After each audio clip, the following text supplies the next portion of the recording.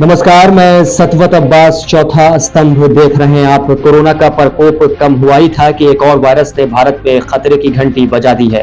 कर्नाटक के रायचूर में 5 साल की बच्ची में जीका वायरस की पुष्टि हुई है। कर्नाटक के रायचूर में जीका वायरस का पहला मामला 5 साल की बच्ची में सामने आया है। जैसे ही यह खबर अलग अलग माध्यमों से लोगों तक पहुंची तो लोग घबरा गए और सोचने लगे कि कहीं कोरोना की तरह ही ये वायरस अपने पैर न पसार ले।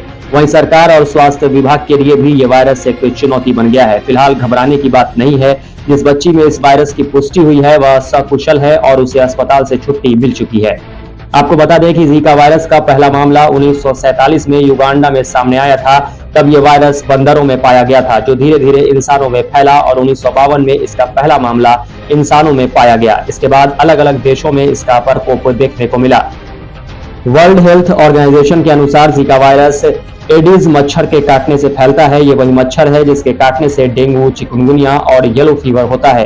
दरअसल डेंगू और चिकनगुनिया के जो नमूने राज्य में एकत्रित किए जाते हैं उनमें से 10% नमूनों को जीका परीक्षण के लिए national institute of virology Pune भेजा जाता है। बच्ची जब बीमार हुई थी तो उसका सैंपल भी इंस्टीट्यूट भेजा गया था, जहां ये पॉजिटिव पाया गया।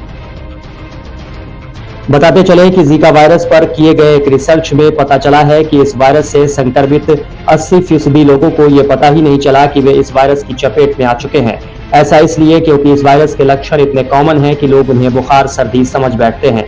जीका वायरस के लक्षण बिल्कुल कॉमन है। बुखार, शरीर पर लाल चकत्ते पड़ना, मांसपेशियों और जोड़ों में दर्द।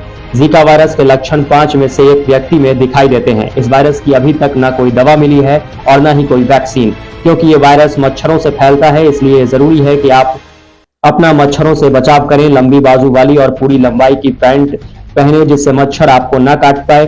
काम के अलावा घर से व्यर्थ बाहर न निकलें। मॉस्किटो स्प्रे या लोशन का इस्तेमाल करें। जीका वायरस का पता ब्लड टेस्ट या यूरिन टेस्ट के जरिए किया जा सकता है।